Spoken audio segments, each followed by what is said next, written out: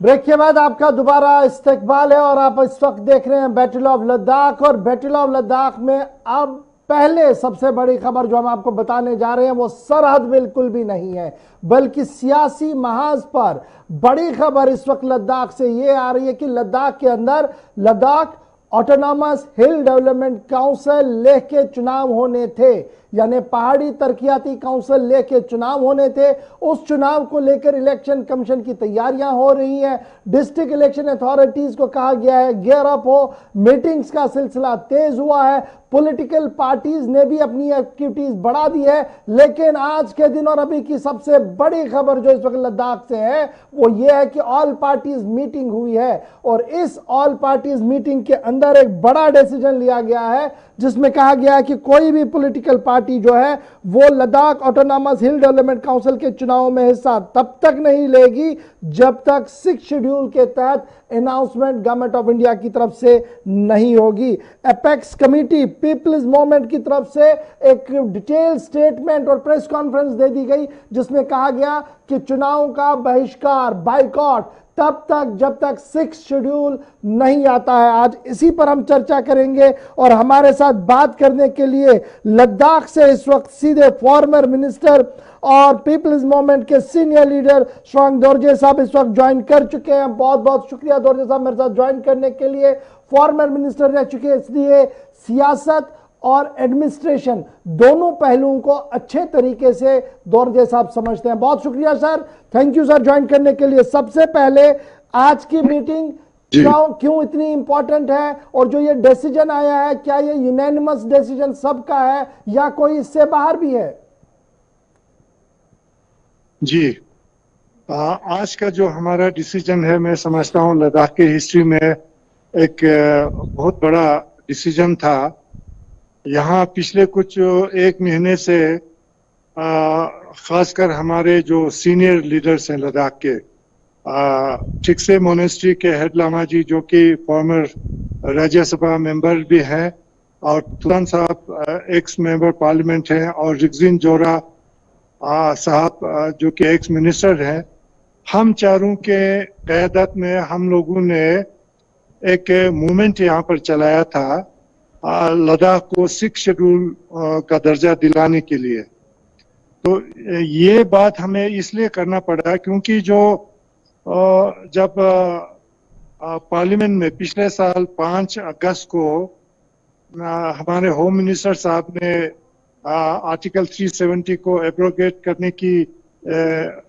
करने का जो सिलसिला शुरू किया, उसमें एसवाइल जम्मू कश्मीर को 2 हिस्सों में बटा के 2 यूटी बनाया और उस वक्त उन्होंने ये कहा था कि लेह और करगिल में जो ऑटोनोमस काउंसिल्स हैं उनको उसी तरह से रखा जाएगा और उनको स्ट्रेंथन किया जाएगा, उनको ज्यादा पावर दिया जाएगा। लेकिन अनफॉर्चुनेटली 1 साल होने के बाद हमें ये लगा कि जो पहले पावर्स हमारे पास थे काउंसिल के पास वो भी उनको भी छीन लिया और यहाँ जो काउंसिल लेह और करगिल में जो काउंसिल फंक्शन कर रहा है वो बिल्कुल उसको जो पहले चल रहा था उस तरीके से फंक्शन नहीं कर रहा था। तो इसलिए हमने सोचा कि अगर इस टाइप के काउंसिल के लिए अगर इलेक्शन करना है तो वो वैसा इलेक्शन हमें नहीं चाहिए। तो आज के इस बड़े फैसले में यहाँ का जो एपेक्स बॉडी हमने बनाया था 6 शेड्यूल के लिए, तो हम 4 के सिवा इसमें लद्दाख के खासकर 4 जो रिलीजियस ऑर्गेनाइजेशंस हैं, बुद्धिस्ट, शिया, सुन्नी और क्रिश्चियन, इनके हेड्स इसमें इंक्लूड हैं और यहाँ के 3 पॉलिटिकल पार्टीज बीजेपी, कांग्रेस और आम आदमी पार्टी, ये सब मिलके ये डिसीजन लिया और इसमें ये कहा गया कि जब तक लद्दाख को 6 शेड्यूल लद्दाख के लिए डिक्लेयर यहाँ पर 1 मिनट के लिए रोक रहा हूँ। आपने बड़ी खबर हमें दी कि कौन कौन लोग इसमें थे और आप बता रहे हैं कि BJP state unit union territory Ladakh का भी रिप्रेजेंटेशन वहां पर था और वो एथोराइज्ड रिप्रेजेंटेशन आपकी मीटिंग में थी। नहीं, स्टेट का नहीं था, क्योंकि स्टेट तो रहा नहीं है यूनियन टेरिटरी का जो इसमें। उनका अपना संगठन यूटी है। उनका प्रेसिडेंट नहीं था, वो हमारा एमपी साहब है। जी वो हमने सुना कि क्वारंटाइन में है, मगर हमारा डिस्ट्रिक्ट प्रेसिडेंट था बीजेपी का, जी, तो उन्होंने भी आज के इसमें वो भी शामिल था आज के डिसीजन। ये बड़ी खबर आप हमें बता रहे हैं कि बीजेपी ने भी इलेक्शन बाइकॉट का ऐलान किया है। अपनी ही सरकार के खिलाफ विरोधी सुर लद्दाख से उठ रहे हैं और यह माना जा रहा है कि 6 शेड्यूल के लिए जो एपेक्स बॉडी बनाई गई थी उसमें कुछ एडिशनल मेंबर्स आ जाए थे और उसमें बीजेपी भी आई थी और बीजेपी ने भी 6 शेड्यूल की मांग कर दी है। बड़ी खबर इस वक्त हमें दौरजे साहब बता रहे हैं लद्दाख से, जो लाइव हमारे साथ जुड़े हैं। अब सर मैं वापस अपनी बात पर आऊंगा। आपने कहा कि हिल काउंसिल के पास वो अथॉरिटी और पावर्स नहीं रहे। मैंने इस प्रोग्राम में पिछले महीने बात की हिल काउंसिल करगिल के चेयरमैन सीईसी से, और फिर आपके लेख के अंदर भी जो इंपॉर्टेंट पोर्टफोलियोज पर बैठे हैं सीईसी के नीचे, उनसे जब मैंने बात की उन्होंने कहा कि ये एक मिथ है, एक हवा है, ऐसा बिल्कुल भी नहीं है। जितने पावर्स हमारे पास थे वो आज भी हमारे पास है। एक कंफ्यूजन था जिसे दूर किया है लेफ्टिनेंट गवर्नर एडमिनिस्ट्रेशन ने। तो क्या मैं ये मानूं कि वो जो लोग चला रहे हैं वो सही है, या मैं ये मानूं कि जिस शख्सियत के साथ, जिन लोगों के साथ आज मैं बात कर रहा हूं, जिस रिप्रेजेंटेशन के साथ मैं बात कर रहा हूं, ये सही बता रहे हैं? देखिए, जो मैं बात कर रहा हूँ वो अकेला मेरा या हमारे ग्रुप में जो लोग हैं उनकी बात नहीं है जी ये सारे लद्दाख वाले बोल रहे हैं कि जो जिस तरीके से काउंसिल चल रहा था पिछले जब एसवाइल अनडिवाइडेड जेएनके में, उस तरह से नहीं चल रहा है। एक्ट वही है, पावर सारे वही है, लेकिन इनको जैसे फंक्शन करना होता है उस तरीके से यूटी एडमिनिस्ट्रेशन इनको फंक्शन नहीं करने दे रहा है। उसका एक मिसाल मैं आपको देता हूं, उससे आप समझ जाएंगे। जब यहाँ पूरे इंडिया से हमारे लोगों को कोविड की वजह से लद्दाख में वापस लाने का जो मसला था, उसके लिए यहाँ का यूटी एडमिनिस्ट्रेशन कोई फैसला नहीं ले रहा था, और हमारा जो काउंसिल का चेयरमैन है उनके क़यादत में एक ग्रुप गया था हमारे एलजी साहब से मिलने के लिए, उन लोगों को वापस लाने के बारे में बातें करने के लिए। एलजी साहब उनको मिला नहीं, उनके अंदर, उनके ऑफिस के अंदर, घर के अंदर उनको आने भी नहीं दिया, और हमारे जो एलएसडीसी का चेयरमैन है उसको वहां धरने पर बैठना पड़ा, तभी जाके उनको 1 करोड़ का पैसा मिला लोगों को वापस लाने के लिए। एक मिसाल है जी। तो अब मुझे ये समझाइएगा, अब जो बड़ी खबर आप बता रहे हैं कि चुनाव में तब तक हिस्सा नहीं जब तक हिल काउंसिल के चुनाव ना, जब तक हिल काउंसिल को पावर रेस्टोर नहीं होगा और 6 शेड्यूल के तहत लद्दाख यूनियन टेरिटरी को नहीं लाया जाता है। ये जब 6 शेड्यूल की बात होती है तो रिप्रेजेंटेशन जो आज की है, ये सिर्फ लेख की मुझे नजर आई, क्या करगिल से भी कोई रिप्रेजेंटेशन 6 शेड्यूल को लेकर है इसमें? जी, ये जो मूवमेंट जो है शुरू यहाँ ले से हुआ था जी, यहाँ शुरू ले से हुआ है, और हमारा ये सोचना है कि करगिल को साथ लिए बगैर ये मूवमेंट जो है आगे नहीं चलेगा। तो हम लोग अगले एक हफ्ते के अंदर अंदर हम करगिल जाके करगिल के लोगों के साथ भी हम बात करेंगे, और हमें पूरी उम्मीद है कि वो लोग भी अपना सेफ गार्ड चाहते हैं। ये जो सेफ गार्ड की बात हो रही है, इससे पहले हमने देखा था कि एक रेजोल्यूशन मूव हुआ था हिल काउंसिल में जिसमें 3 ऑप्शन रखे गए थे। 371 का ऑप्शन भी था, डोमिसाइल का ऑप्शन भी था। तो वो ऑप्शन क्या काफी नहीं है? आप डायरेक्टली 6 शेड्यूल सिंगल लाइन में मांग रहे हैं। क्या 6 schedule more powerful than those laws जो उस रेजोल्यूशन का हिस्सा है जो कहा गया है हिल काउंसिल की तरफ से? बिल्कुल, हम तो समझते हैं जो रेजोल्यूशन काउंसिल में लाया था वो टेक्निकली भी गलत है, क्योंकि जब कोई रेजोल्यूशन लाते हैं तो एक मुद्दे के ऊपर लाते हैं, 3 मुद्दे साथ नहीं लाते हैं और ऑप्शन नहीं देते हैं। तो इसमें गवर्नमेंट के लिए खुला छोड़ा हुआ था। अगर 6 शेड्यूल गवर्नमेंट नहीं देना चाहता है तो 371 की बात की थी और डोमिसाइल लॉ की। हम बिल्कुल डोमिसाइल लॉ के हम बिल्कुल खिलाफ हैं, और जो जम्मू कश्मीर के तर्ज पर जो डोमिसाइल लॉ लद्दाख में लाने की बात कर रहा है उसको हम टोटली रिजेक्ट करते हैं। उसको आप टोटल रिजेक्ट और करके सिर्फ 371 में भी, जी हाँ जी, 371 में भी हमें पूरा प्रोटेक्शन नहीं मिलता है। 371 में भी प्रोटेक्शन नहीं मिल रहा है। तो फाइनली जब जिस दिन आपने प्रेस कॉन्फ्रेंस की थी, मुझे याद है तकरीबन एक सवा महीना हुआ है, क्या उसके बाद हाँ जी, पॉलिटिकल एडमिनिस्ट्रेशन की तरफ से आपके साथ कोई राब्ता किया गया कि आप क्या चाहते हैं, किस तरीके से इस मसले का हल निकले? क्योंकि ये तो अब डेडलॉक जैसी सिचुएशन है, सरकार इलेक्शन के मूड में बिल्कुल है नहीं जी। और पार्टियां आप बाहर हो रही हैं चुनाव से। एडमिनिस्ट्रेशन की तरफ से ऐसा कोई हमें उनकी तरफ से कोई ऐसा इंडिकेशन नहीं आया कि वो हमसे बात करना चाहते हैं। हमारा ये सोचना था कि पहले हम खुद कंसोलिडेट करें, लोगों को समझाएं, लोगों का सपोर्ट ले, उसके बाद हम एडमिनिस्ट्रेशन के साथ बात करेंगे। तो हम अगले कुछ दिनों में हम एलजी साहब के पास जाने वाले हैं और हम अपना मुद्दा उनके सामने रखने वाले हैं। तो अभी ये फाइनल डिसीजन है कि जनाब चुनाव का हिस्सा नहीं लिया जाएगा, लेकिन अब इसके साथ साथ चूंकि आप सीनियर मोस्ट लीडर हैं, फॉर्मर मिनिस्टर रह चुके हैं, पॉलिटिक्स की बारीक बीनियां जानते हैं और आपको पता है कि ये बड़ा डिसीजन जब लेना होगा तो कितनी मेहनत और कितना होमवर्क इसके लिए करना है दिल्ली में। लेकिन उससे पहले ये जो 1 साल का स्पैन है, वक्त गुजरा है लद्दाख के अंदर यूनियन टेरिटरी बने हुए, इसे आप कैसे देखते हैं? कितना प्रोग्रेसिव, कितना पॉजिटिव पूरे यूनियन टेरिटरी लद्दाख के लिए?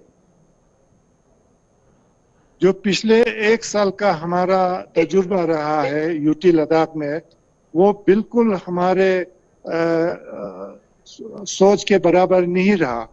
हमने ये बिल्कुल नहीं सोचा था कि बीजेपी सरकार हमारे साथ इस तरह का सलूक करेंगे। तो बिल्कुल हमने जो सोचा था उसके बिल्कुल बरखिलाफ निकला और ये हमारे सेटिस्फेक्शन के हिसाब से बिल्कुल नहीं हुआ। आपके सेटिस्फेक्शन के हिसाब से नहीं है, तो क्या कुछ आप चाहते हैं as a senior most politician के, सीनियर मोस्ट लीडर के, कि कहां पर खामियां रही और क्या कुछ ठीक करने की जरूरत है? खामियां एक देखिए, सबसे पहले तो हमारा जो काउंसिल है लद्दाख में जी उसको, जब हम अनडिवाइडेड जम्मू कश्मीर स्टेट में थे, उसके कुछ उनको कुछ इज्जत दिया था। जैसे हमारा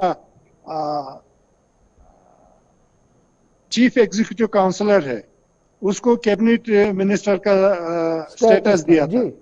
एग्जीक्यूटिव काउंसलर से उनको डिप्टी मिनिस्टर का स्टेटस है। उसी हिसाब से उनका इज्जत नहीं होता है आज। जब प्राइम मिनिस्टर आता है हमारे लद्दाख में, हमारे सीसी को एयरपोर्ट जाने की इजाजत नहीं है प्राइम मिनिस्टर को रिसीव करने के लिए। जब पिछले दिनों हमारे यहाँ प्राइम मिनिस्टर आए थे जी, जब डिफेंस मिनिस्टर हमारे लेह में आया था राजनाथ सिंह जी, हमारे सीसी को एयरपोर्ट जाने नहीं दिया। बिल्कुल ये होता नहीं था जब अनडिवाइडेड जम्मू कश्मीर में ऐसा। ये हम पूरे लद्दाख वासियों के लिए बेइज्जती समझते हैं। यानी प्रोटोकॉल की धज्जियां बिखेरी जाती है, आपका ये मानना है? बिल्कुल जी। और उसके साथ साथ समझ लीजिए बाकी फिर कैसे काम और चलता अगर होगा। स्ट्रीमलाइन करना हो, क्या चीज ऐसी है जो आप चाहेंगे कि स्ट्रीमलाइन हो? क्योंकि ये तो ऐसा इशू है जो एलजी साहब खुद भी कर सकते हैं अपने दफ्तर में बैठकर प्रोटोकॉल लाइन को सेट करने के लिए। ये ऐसा नहीं कि हमारे काउंसिल ने ये सारी जो इनके साथ जो प्रॉब्लम है उनके सामने नहीं रखा। ये हमें लगता है ये दिल्ली से डायरेक्शन है कैसे चलना है, उसी हिसाब से यूटी एडमिनिस्ट्रेशन चलेगा। तो अभी जो गवर्नमेंट ऑफ इंडिया का एक बड़ा ऐलान है कि देखिए हम लद्दाख को एक वाइब्रेंट लद्दाख देखना चाहते हैं, और जिस तरीके की बजटिंग हुई है, जिस तरीके की प्लानिंग और पॉलिसीज को अडॉप्ट करने की कोशिश की जा रही है, उसे दोरजे साहब कैसे देख रहे हैं? देखिए, खाली पैसा देने से सब कुछ नहीं होता, लोगों को कॉन्फिडेंस में लेके काम करना होता है। जब लोगों को कॉन्फिडेंस ही नहीं है तो काम कैसे करेंगे, तरक्की कैसा होगा? खाली इकोनॉमिक डेवलपमेंट अकेला नहीं है, हमारे लोगों के आइडेंटिटी की बात है, हमारे कल्चर की बात है। तो ज्यादातर हमारे लोग उसकी बात करते हैं। बड़ा एप्रहेंशन क्या है कि अब जब यूटी बना है, इसके बाद हमारे सामने ये 3 एप्रहेंशन है जिनको इमीडिएटली एड्रेस करने की जरूरत है। देखिए, जैसे पहले हमारा जब आर्टिकल 370 था जी, तब 35A भी था, उसकी तरफ से जो हमें प्रोटेक्शन मिला था लैंड के बारे में और एम्प्लॉयमेंट के बारे में, वो तो अब है नहीं है। तो ये इन सारी बातों के ऊपर हमें बहुत बहुत ज्यादा यहाँ लोगों को फिक्र है कि यहाँ के लैंड का क्या होगा, हमारे ट्राइबल लैंड का क्या होगा। तो यहाँ के 95% पॉपुलेशन जो है वो ट्राइबल है, तो उनके प्रोटेक्शन के लिए क्या इसमें अभी हमारे काउंसिल के उसमें हमारे लोगों के प्रोटेक्शन के लिए कुछ भी नहीं है। बहुत बड़ा मुद्दा तो आपका है कि प्रोटेक्शन हर तरफ से होनी चाहिए, तभी जाकर एक एतमाद, एक कॉन्फिडेंस होगा लद्दाख के युवाओं के अंदर। हम पिछले कई दिनों से देख रहे हैं, युवाओं से बात कर रहे हैं, वो भी इसी तरीके की वाइब्रेशन दे रहे हैं कि देखिए सब कुछ ठीक है, लेकिन चंद मामले ऐसे जिस पर बहुत जल्दी जल्दी काम होना चाहिए था, नहीं हो पा रहा हूं। तो मैं ये क्या मानूं कि पॉलिटिकल लीडरशिप का विल या पॉलिटिकल लीडरशिप की आवाज को पूरी तरह से केंद्र में बैठे लोग नहीं सुन रहे हैं, मिनिस्ट्री फॉर होम अफेयर्स पूरी तरह से इसको मैच्योर नहीं कर पा रही है आपकी आवाज को?